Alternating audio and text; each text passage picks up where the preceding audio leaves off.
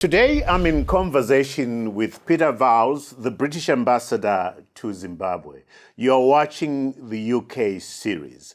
I go beyond the headlines and beyond the sensational. If you enjoy this conversation, remember to subscribe, to like, and to share. Let's get down to some work.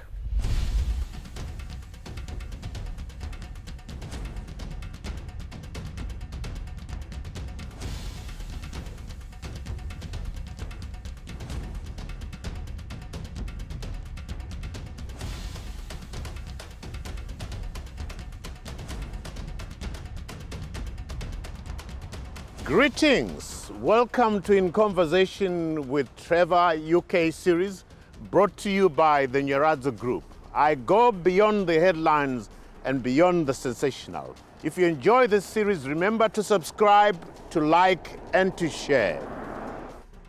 Let's get down to some work.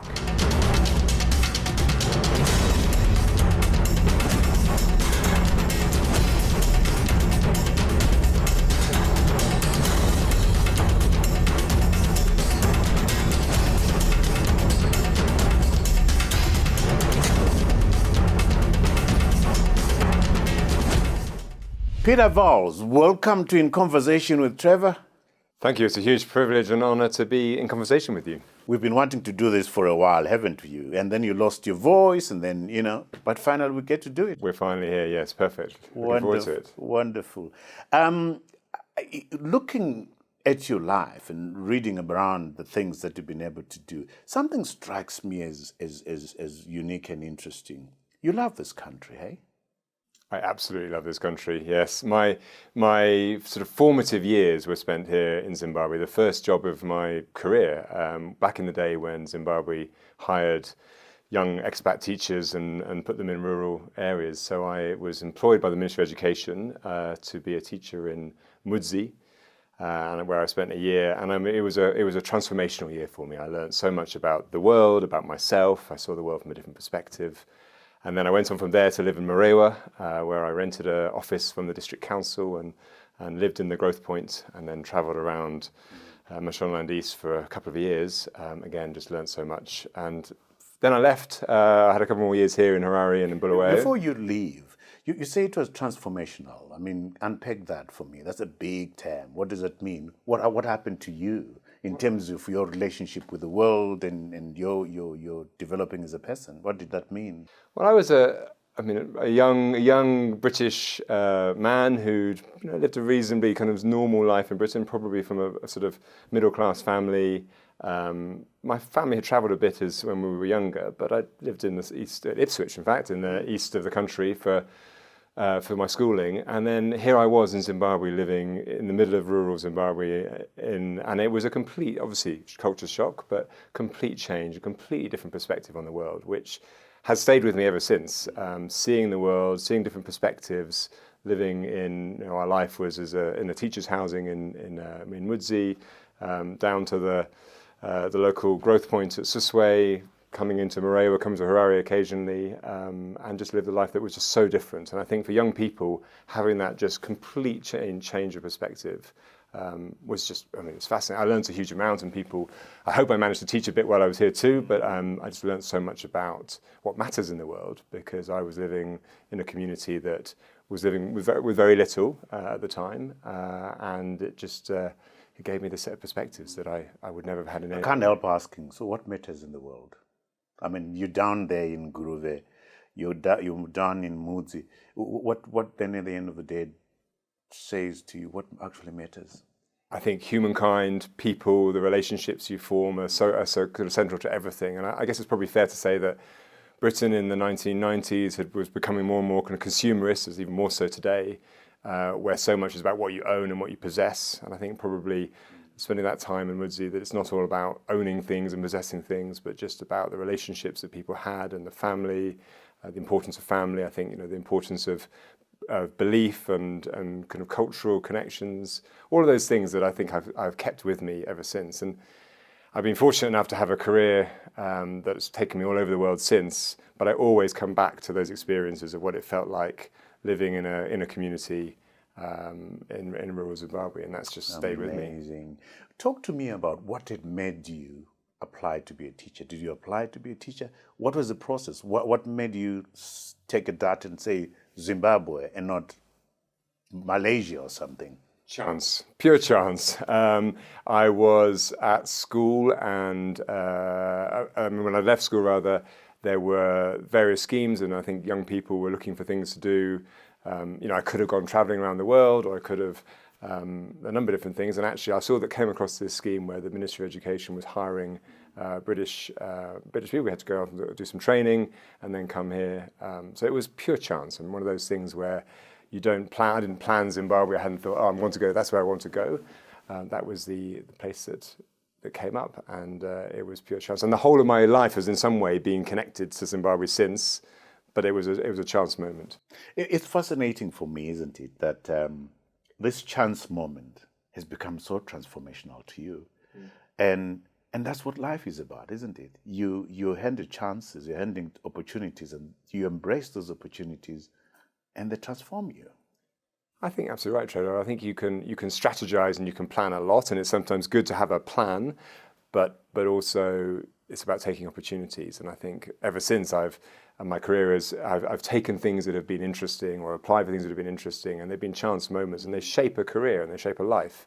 But I've sometimes have a sort of vague plan of where you want to go, but ultimately it's those moments and it's those opportunities. And I think for my kids, when they're younger now, as they grow up, making sure people look at those and see what are the opportunities and take them when they get them, grab them. Is it a process that you'd recommend to a young person growing up, to say immerse yourself in situations of this nature that then expose what is valuable in life, as you said? I think putting yourself into difficult positions is a key thing to do. So to finding ways to put yourself out of your comfort zone, test yourself in different ways. And I think I've been reading a book at the moment called Do Hard Things, but it's all about how you build mental resilience by putting yourself into difficult circumstances that force you to adjust and to adapt. And I think, if anything, for young people today, the thing that they're going to need around the world, wherever you're from, whether you're from the UK or from Zimbabwe, you're going to need those adaptive skills, because the world is changing around us at such pace. It isn't going to be linear careers. It isn't going to be linear predictability. So having the ability to find yourself in a new situation, to manage that situation, to adapt to it, I think is going to be one of life's key competencies that we're all going to need, and our young people are going to need. When we started, I said you love this country, because you then came back in 2003 for your honeymoon. I mean, that if anything says this man loves this country, that's that. Talk to me about that decision to say, for my honeymoon, I'm going to Zimbabwe in 2003. Well, I probably spent about 5 years here on and off, so from when I was in Mudzi and Marewa, came back and it was in Harare for a bit and in Bulawayo for a bit. So it was in my blood, in a way. I'm a foreigner and I'm British, but in some ways I'd loved the music, the country, the people I'd met. It's been so fantastic. And so when I got married, my wife Hannah, she'd obviously heard me talking about Zimbabwe endlessly, and as we'd met and the time we spent. She's British. She's British, Scottish, British, yes. And in the time we'd met, she'd heard me. She'd had to put up with me playing Zimbabwean music all the time. She'd had to put up with me talking about Zimbabwe all the time. So when it came to the moment of choosing where should we go on our honeymoon, Zimbabwe was an obvious choice. So there was no question. Where did you go for your honeymoon? We came to Harare. We went up to Hippo Pools for a weekend and across to Vumba and in the Eastern Highlands. Yeah. So Pete, you've been back as an ambassador now for a year, and you have, having known the country as not as an ambassador, you've taken time to get to know the country as a diplomat, as an ambassador. You've talked to a lot of people. Talk to me about what it is that you're hearing from the people that you're talking to, government officials, opposition political parties, and major political parties. What are the concerns that you're encountering regarding this country? Well, I should first say, it was never in my wildest dreams that I'd be sitting in this chair talking as a British ambassador, and it's a privilege and an honour that I don't take lightly. I should say it's probably there's probably I know this in my heart, there's probably nowhere else in the world where I'll ever be posted where I care so much about the relationship between the two countries, given the history I had here. And you're right, I've spent the last year in a very different context. I should say, just a quick digression, it's really important, I find it really important to try to keep grounded, because suddenly I'm in this position where there's a Union Jack on the front of my car and people call you Your Excellency. And, I think for me, trying to keep remembering what it was like living in Zimbabwe before and keep grounded and keep kind of human is hugely important to me. So yeah, I spent a lot of time, I spent the last year, I've been, really, really intentional about building wide sets of relationships across the political spectrum, across the financial and business community, learning as much as I can about the country, not assuming I know things at all. And I think, I'm an optimist, and I'm extremely, as I always have been, extremely positive about Zimbabwe, the human capital, the kind of education, the resilience, the natural resources, the climate. There's so much in Zimbabwe to make it such a fantastic country. But of course, I think there are concerns, and I think your watchers and your listeners will certainly be aware. And I think Zimbabweans know better than I do some of the challenges right now, some of the economic challenges, economic stability, for instance. The informalization and jobs, access to power, particularly this time of the year, or this year particularly, in terms of the drought. Some really difficult situation for people. So under no illusion of how challenging things are, but continue to be positive about the prospects. What are the key issues? Economic and political, that you coming face to face on a daily basis as you engage with officials, with civil society and political activists? I think that one of the key things I've tried to do, and hopefully this comes across in the way that we've been sort of positioning the embassy in recent years, is just first to say is to try to make sure that we have the relationships where we can have the difficult conversations in private, and we sort of resist the urge or resist the temptation to sort of megaphone diplomacy where we tell Zimbabwe what to do. We need to recognise that as a modern partner, we really want this sort of a genuine modern partnership between Britain and Zimbabwe. Of equals, where we can discuss things in private. So sort of with that caveat, but I think there are lots of things that Zimbabweans experience every day. The currency stability being a critical issue right now, the kind of security of land and land tenure being also very important. Sort of the governance structures, and all these sets of issues are kind of wrapped up in a way in terms of the arrears process that the government has started, and we can come to talk about that. So there's a group of issues that sound quite technical, but actually really important for Zimbabwe and Zimbabweans in terms of the sort of the future prospects and making the most of the potential of Zimbabwe. As a journalist, there's a tendency to want to know before things happen, but there's also a maturity that comes with saying quiet diplomacy and diplomacy behind the closed doors actually does achieve quite a lot. Are you comfortable? Are you happy that you're making progress with this, not telling Zimbabweans what to do? You have a mature relationship. Is that making progress? Yeah, I often think about it in the context of Ambassador Katsandi, the Zimbabwean ambassador to the UK. Yeah. And how it would feel if he were telling us, the UK, what to do on Brexit, for instance, or telling us how to manage our economy. And of course, we wouldn't like that.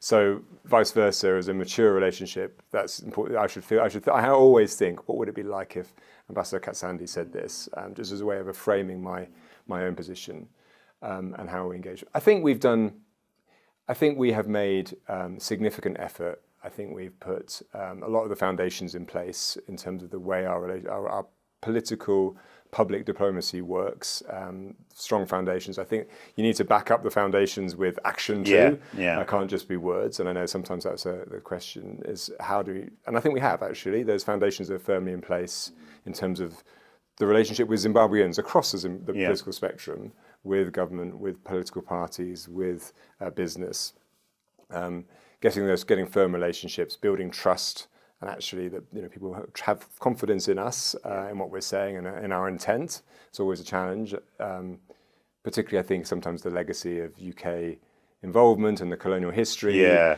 Trying to we need to demonstrate with actions, not just our words, that we have positive intent for Zimbabwe, for the relationship between our two countries, for the collective benefit of Britain and Zimbabwe. And I think those foundations are good. There's always going to be more to do in substance on both sides, and we need to keep at it, as all relationships. You need to keep working at them. Absolutely. I'm going to stop you there, and we're going to take a break. At home, don't go away. When we come back, I know something that you're pretty passionate about, which is the partnership between UK businesses and Zimbabwean businesses. So when we come back, we're going to get to that. Remember, you're watching the UK series brought to you in partnership with the Nyaradzo Group. See you on the other side. But there's a really important process for Zimbabwe about how it restructures its debt. Yeah. So there's about $21 billion of debt. 12 billion or so is international debt owed to the international community, to the international financial institutions, the banks, etc.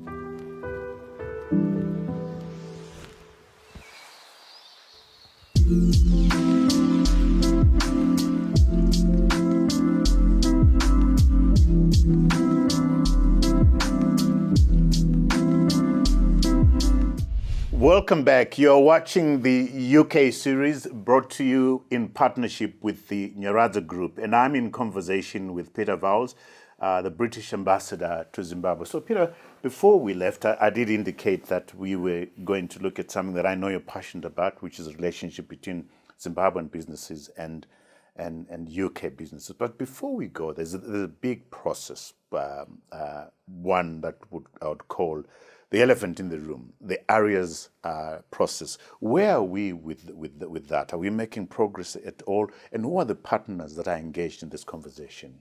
Thanks, Trevor. So there's a really important process for. I mean, it gets very technical very quickly, but there's the really important process for Zimbabwe about how it restructures its debt. Yeah. So there's about $21 billion of debt. 12 billion or so is international debt owed to the international community, to the international financial institutions, the banks, etc.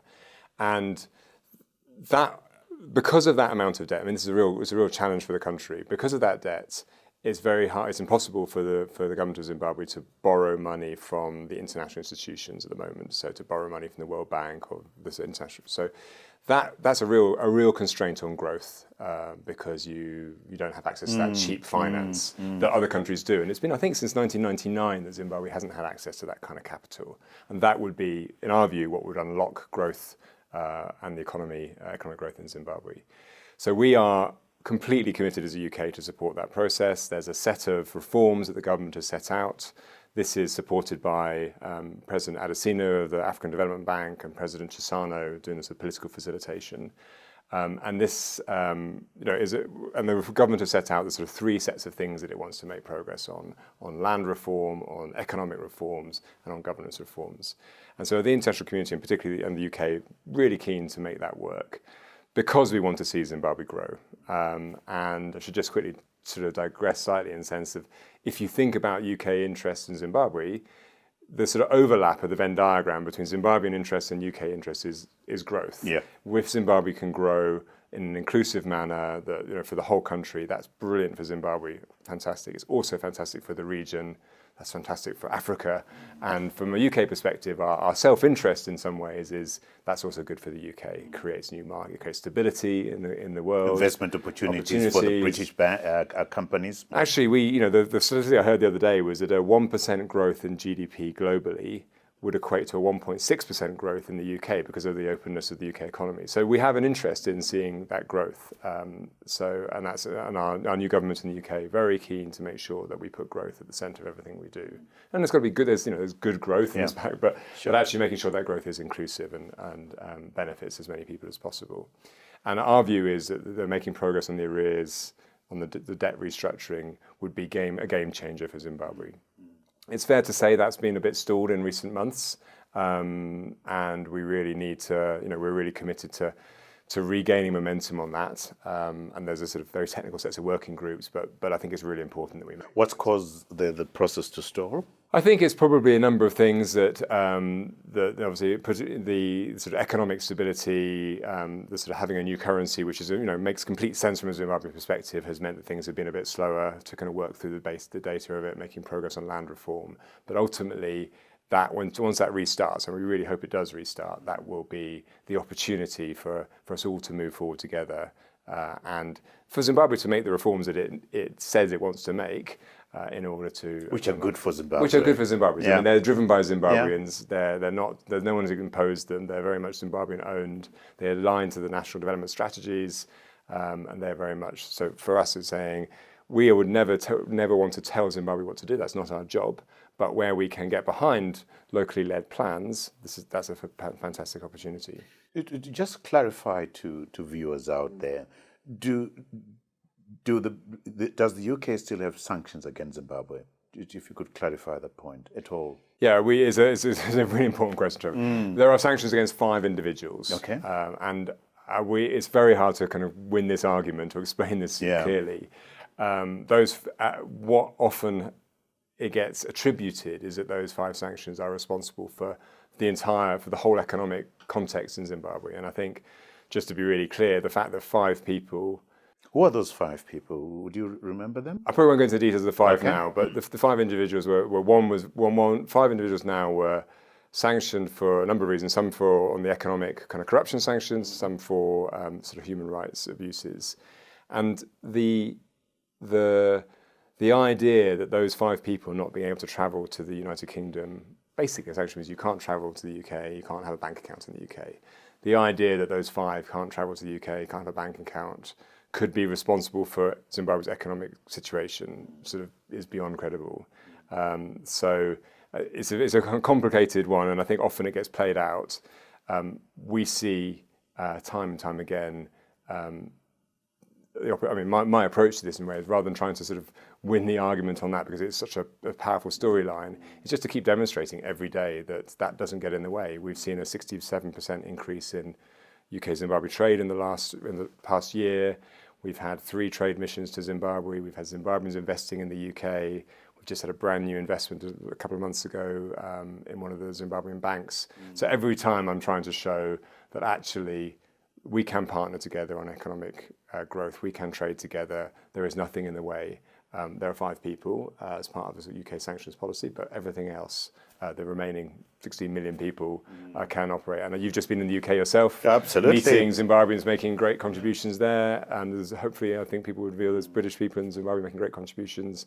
There's nothing to stop us keep doing that, keep deepening that partnership. Let's go into the partnerships that you are passionate about and which are producing real results. I'm just going to run through them, and I want you to highlight those that are important to you.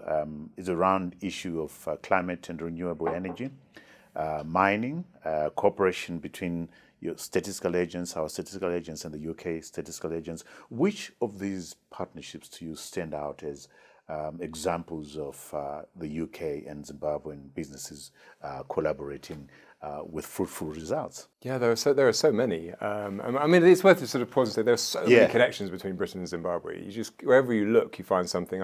Yesterday I put on social media the 40,000 Cambridge exam papers just arrived for the 154 exam centres. So there's so many connections wherever you look. But obviously for us as an embassy, we have to focus on a few key sectors. The things where we think we can make the most impact that will benefit UK firms, but also Zimbabweans.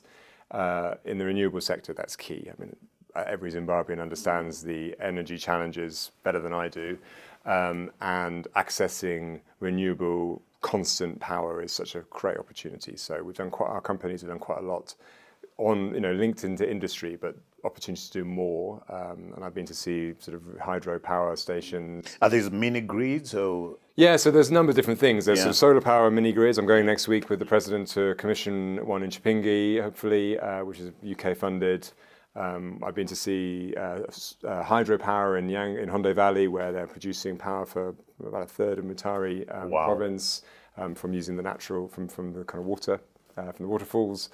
And then we've got lots of other plans of more solar because we've got the perfect climate, Absolutely. which should be a great opportunity. And Zimbabwe has a range of energy sources, for instance, but we believe that renewable is one thing where we have a real offer. Not only in the UK have government have just stopped any new licenses in oil and gas, but actually we see that renewable is a way to get power closer to people. That's the key thing, that actually you don't have to transmit it from across the country. You can have mini grids, renewables go close to people and get power to them.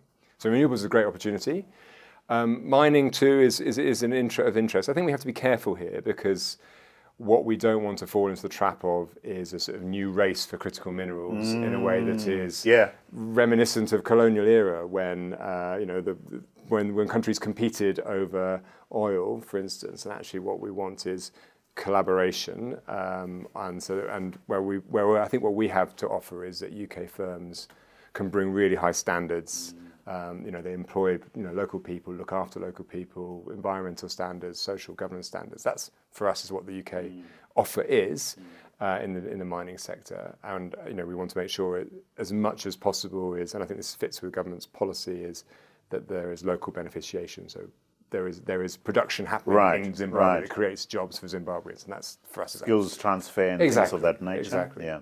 So renewables is mining is important, and then the third real area I think where is in agriculture, the horticulture space. I mean, that's where majority of Zimbabweans make a living. Economy comes from, with such fantastic opportunities. There's also a bit of a sort of helping people prepare for difficult times. So this year, particularly in context of drought, we've been really proud to finance the from Fudza model, really helping getting. I was at a training program the other week with. Where was that?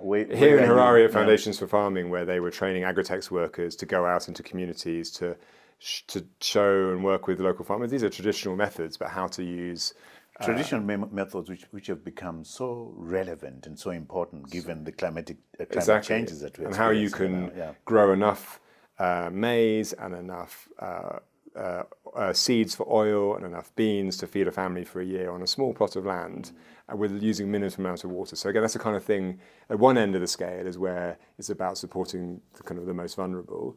At the other end, it's how do we encourage and support more trade in agricultural produce. And Zimbabwe has fantastic produce, and we have, when we left the European Union, we transferred duty-free, quota-free tariffs for Zimbabwean products, so Zimbabwean can trade freely with the UK. So you can go, when you're in the UK, I don't know whether you saw any Zimbabwean products in the supermarkets the other week, but increasing, it's not like it was in the 90s, but really trying to capitalize on that. So we've been partnering with the Horticultural Development Council, partnering with various agricultural organisations just to support that and support those trade. And for me, the real strength is when you see communal farmers being brought into the supply chain. So it's not just being a commercial, but a communal farmer being able to grow chilies, getting them into the supply chain and getting them to British supermarkets, which brings jobs, it brings foreign currency, it brings livelihoods. And so I think the agriculture is a real opportunity to do more.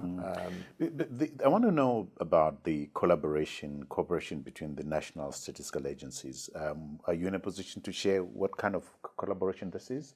So in the UK, we have the Office of National Statistics, the ONS, which is our specialist statistics branch, and they are working here with the Zimbabwean Statistics Organisation, and that's it's the first time for a long time that we've had a British. It's about skills transfer, so it's not about us giving aid, or it's about a British part of our British government expertise working in partnership with the Zimbabwean institution, part of government, and having someone seconded into the ZimStats, which I think is a great model for us, just being able to work together. And I should say, just going back to agriculture, if I can, Trevor, is sure, absolutely. I think from our new government in the UK, our new Foreign Secretary, very clear that David Lammy, very clear that we live in a very complicated world with lots of big risks to the world, but the most important one, the most fundamental risk is the climate emergency. And I think in Zimbabwe, finding ways to think about climate, to think about how we can partner from agricultural practice through to reforestation, etc. So I was in Harungwe last week visiting a project that we funded for the first time, which is working with rural communal farmers to grow trees, indigenous trees. And again, a great example of and they're building an incentive model in there that basically says to farmers, rewards them for planting and looking after trees. So this is a way of, again, that's in the whole part of reforestation, and something that in that part of the country, given so much timber is being cut for tobacco curing. Peter, I'm going to stop us here and to take a break. When we come back, I want to take us to an interesting space. I've been watching you, and for a year, there's something about your persona that lines up with your work that you do, that brings in a softness to what you do, that brings in a humanness to what you do. And I'm wondering how much of the change in the relationship with Zimbabwe is because of your personality. So when we come back, viewers, don't go away. We're going to go to that interesting place. So see you on the other side. For a diplomat, I think we had about 1 million people interacting on social media over that weekend. And funnily enough, it's a thing that I get, I can be somewhere in Zimbabwe and get recognized for. Often it's because you hear people saying, Hyperizzi, Hyperizzi. And it's because people remember the Hyperizzi.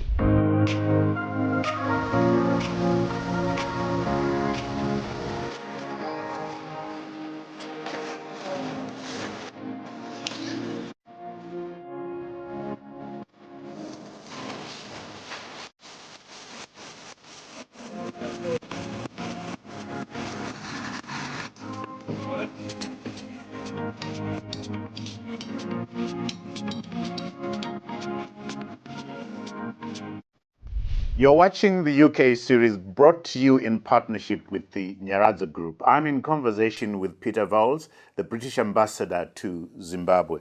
One thing that you've done that absolutely fascinated me was hypheroids.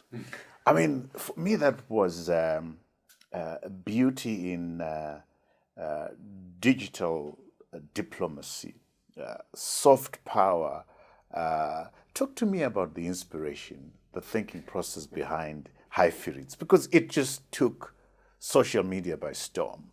It showed that you can achieve so much by doing small things that matter, but much more importantly, by positioning yourself in the public eye as somebody who is fully immersed in the society that you're working in. What was the thinking behind that? Well, thank you, Trevor. It's interesting. It was an interesting, fantastic few days. First, I think it's worth just saying that one of the great things about being an ambassador, I think, is that our policy is set by our ministers in the UK, but the how you do it is completely up to you. And that's a fantastic freedom to think, how do I want to do this job? How am I going to position myself? Yes, I've got clear policy goals, clear instructions from London, but I have freedom to decide how. And I've tried, and I think, not just me, my predecessor similarly, tried to bring a human side to being an ambassador, to be kind of, we're all normal people, we're all human, we all have the same wants and needs as anybody else, and we're not in this ivory tower. So and I've tried particularly, and I think probably helped by the context that I've arrived and understood a bit about Zimbabwe from before. But Hyperizzi, which is this cooking challenge, I mean, it was, again, back to the beginning, it was a complete chance moment. Wow. So you'll know of Joe Hussein, the Team Fulu guy, the engineer living in London. And he literally just said, maybe we should have an ambassador's challenge on social media. And I saw it, instantly responded, yes, why not? I didn't talk to the comms team, didn't talk to anyone else. I said, yeah, well, that sounds a great idea, why not? And then over the course of the week, met other diplomatic colleagues, and we sort of said, come on, let's just do this, and encourage others to do it. And then we agreed to cook Hyperizzi. And as the week proceeded, just thought more, without necessarily having a plan or a strategy. Pivoting, just thinking, okay, what should we do? Okay, I thought, let's do this outside. Let's go, rather than doing it in a kitchen. So we went and built a fire in my garden and put it on a pot and started. I thought, why don't I go and practice my shona and go down to the market and buy my vegetables? So I went down to the market, bought myself a 2-litre thing of chibuku, did a little mini video. So it was all unplanned, thinking, well, how can we make this fun? How can we make this interactive? And you're right. I mean, we were completely blown away by the response. I think we thought nothing like your audience rates, but for a diplomat, I think we had about 1 million people interacting on social media over that weekend. And funnily enough, it's a thing that I get, I can be somewhere in Zimbabwe and get recognized for. Often it's because I hear people say, Haifarizzi, Haifarizzi. And it's because people remember the Haifarizzi. So it had a sort of slightly viral flavor to it. But it was good fun. What did it tell you about your job, and what was the most surprising response to Haifarizzi? I think it told me that my job is, I have a formal protocol side of my job that is going to formal events and having the car with a flag and being the ambassador.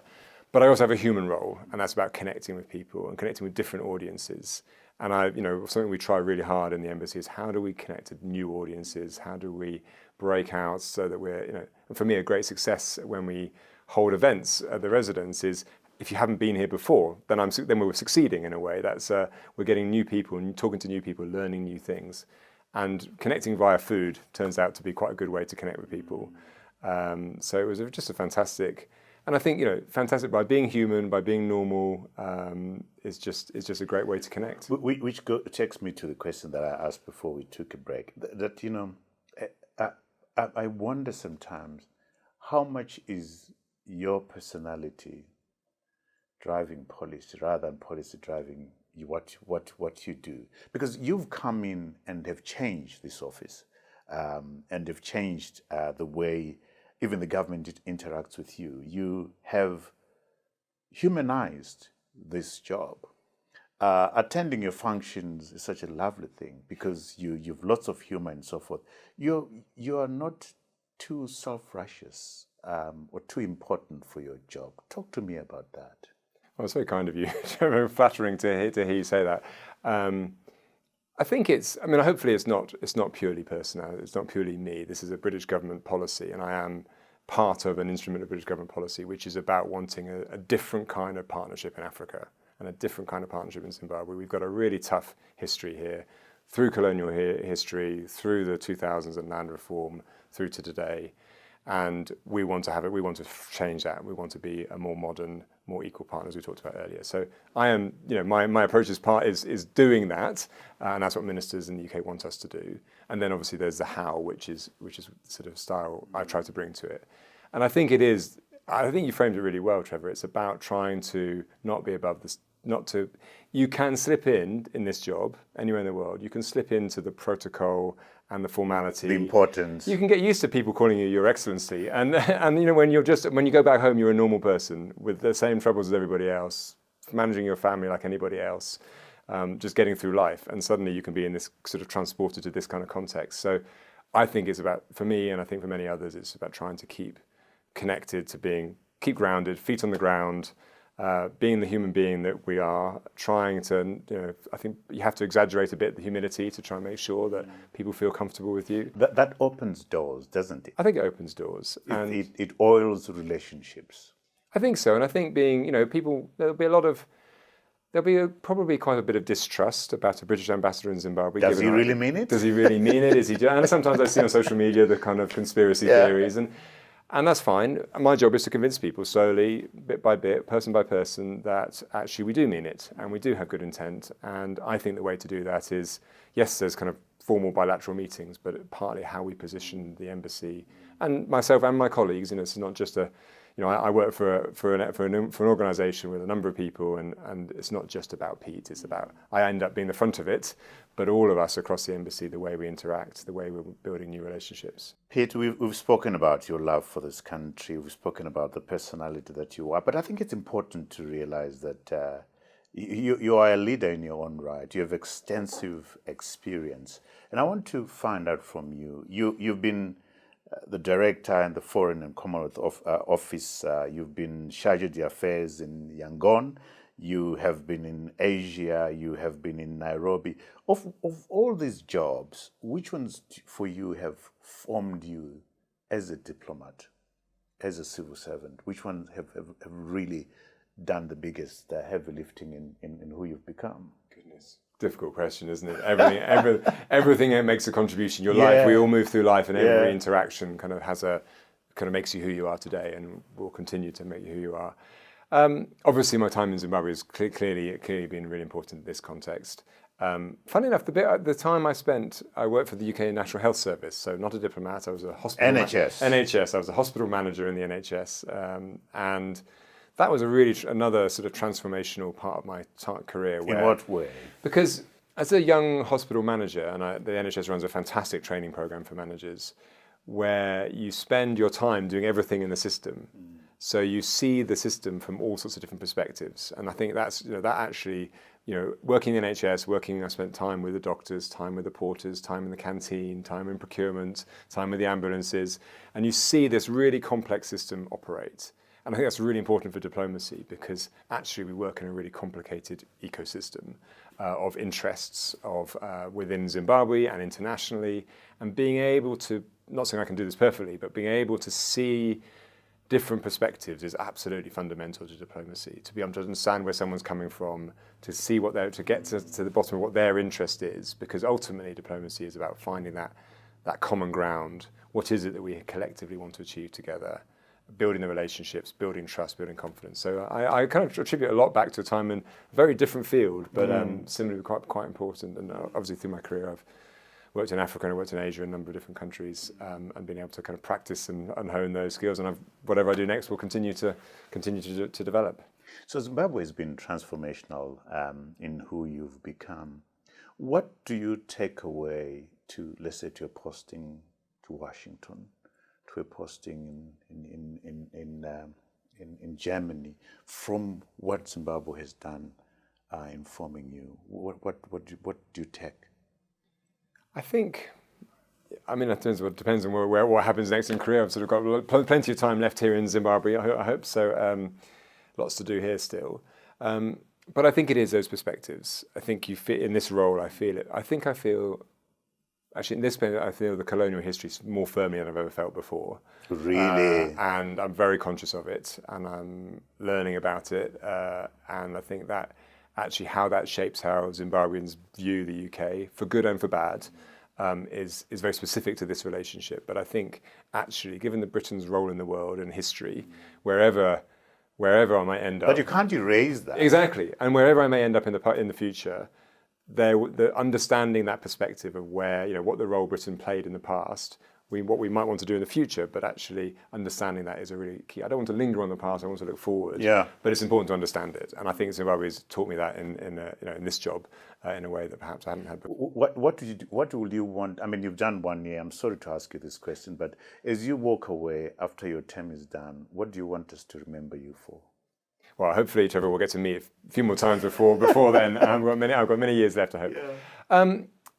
I think it is genuinely about having I will want to look back that myself and my team. It's not all about me. Of course. We have built on the foundation, built a genuinely different kind of partnership between Britain and Zimbabwe. One that is modern, one that was of equals, one where we respect each other's sovereignty. But we are able to progress together across the country, not just government to government, but Zimbabweans, our institutions, our people links, our business links, and there's got to be, there has to be sort of substance behind each of those phrases. But I would like people to say, actually, the British Zimbabwean relationship is at a new level, and we're no longer talking about the past of the relationship. We're looking forward together to what we can do together. I love the UK. I love London. I love shopping around Oxford Street. What's been your favorite tourist destination in Zimbabwe? What's the place that you go to unwind in Zimbabwe? Well, I've traveled a lot actually in Zimbabwe. I think in my first 4 months I calculated that I traveled 6,000 kilometers in Zim. I think I've lost count now.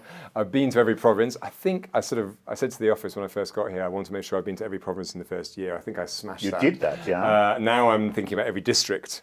So I think I worked out on the car the other day. I think I've been to 25 districts in Zimbabwe. So I've still got another 35 or so to go.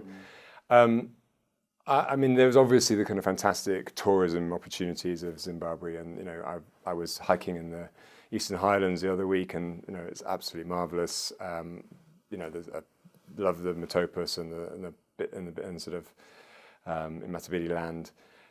But you know what? I still get a shiver when I go to Marewa or Motoko because that's where I started. So I spend my weekends often, and I'm training for this ridiculous race, running race in December. So I spend my weekends often in Vic Falls. No, I'm training for the Sky Run, which is a right. Okay. 56-kilometre race through the Eastern Highlands. I don't know why I signed up to it, but anyway. I was going to ask you why you do it. But that means I spend my weekends looking for copies, looking for mountains to run and practice. So I go out to Goma Karira and out to Marewa because they're kind of close to where I live relatively. And I just love I love it there. So that's my go-to place on a weekly basis. But having the opportunity to explore the country, and I try and profile it a bit because I think there's such incredible tourism for others as well. Apart from sadza, what's your favorite food, Zimbabwean food? I've been known to eat sadza quite a fair amount. I choose to eat sadza. I choose to eat. I mean, obviously, Haifa was a thing. I like, wherever I am, I like sadza and bonzo. Oh, yes. I like, Oxtail, mazondo. And I've learned to like, I guess. Last week I was traveling in Harungwe and we had that fantastic Mariwo and Idovi. Beautiful. Lots of great Zimbabwean food. Pete, wonderful talking to you. You like I said, we're part of the UK series, and I'm going to be twisting your arm next year so that you and I go together to do the UK series in partnership with the Nyaradzo Group, and we do fantastic conversations. So I'm going to be working on you. I'd love to. Yes, I'd love to. Come along. Yeah.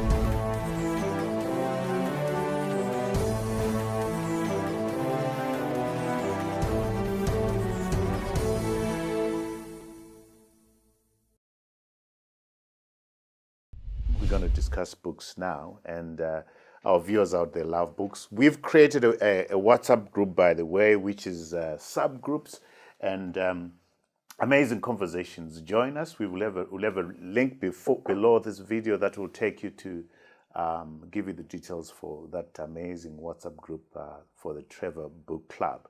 So we tend to books. I thought I would use this opportunity to push a couple of books to your fellow diplomats. And I love the fact that you're saying the notion of colonialism just has come even big and alive whilst you are doing this job. This book... It's a great book. Is a heartbreaking book, is a painful book, which I really recommend that every Western diplomat who's posted to Africa reads this book and understand the burden that colonialism has impacted on the African continent. King Leopold's Ghost, a story of greed, terror, and heroism in colonial Africa. This is something else. I was fortunate enough to serve in DRC. I spent 4 years in Kinshasa, and so that, it's heartbreaking. It explains why, in a big way, the DRC is what it is today.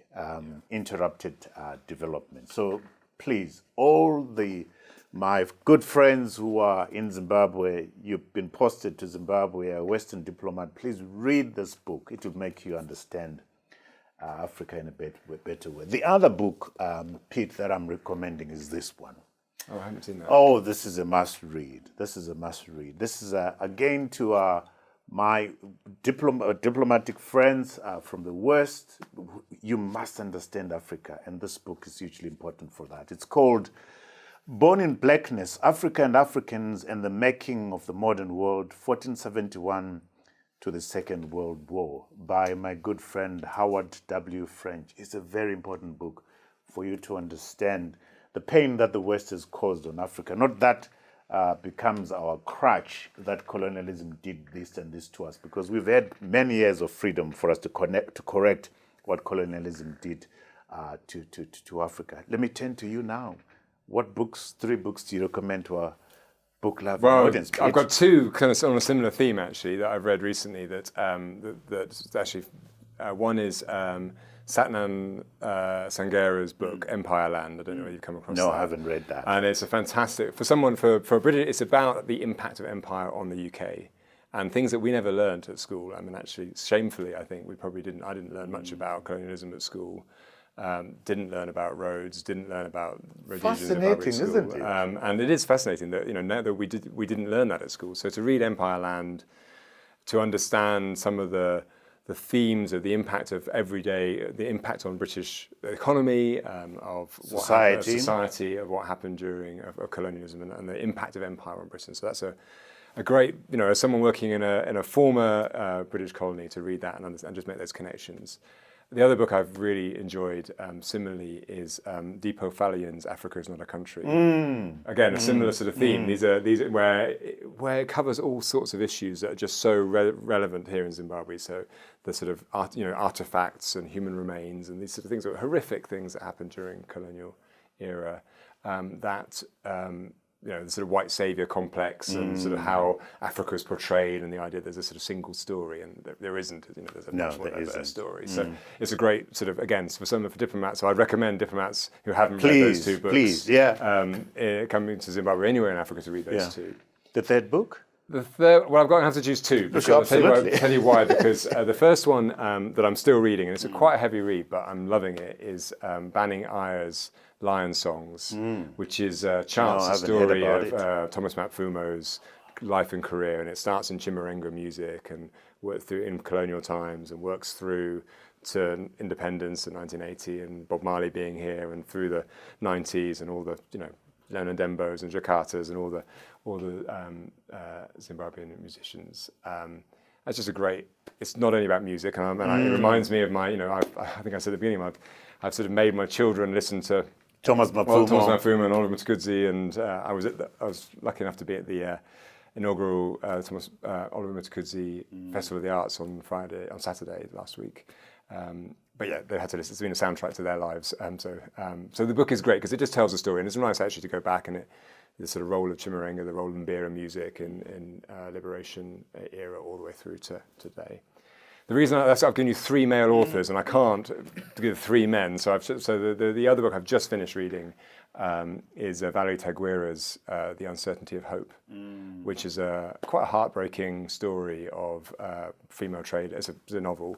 But a great novel about female traders living in Mbari and just the sort of daily trials and tribulations of living in Mbari. So again, something just for me, just keeping connected to people's realities is a good one to read. Fantastic, Pete.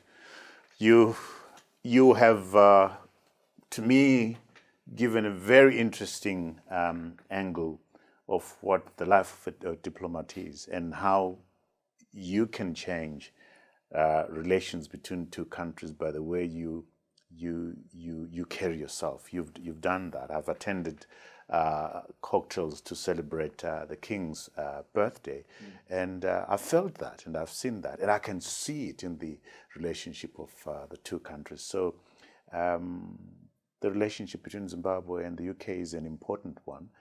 That sets the tone for our relationship with other nations. So I'm excited that we've got you to be instrumental in crafting that relationship. So thank you so much for finding the time to sit here and have this conversation. Thank you so much for having me. It's been Siyabonga.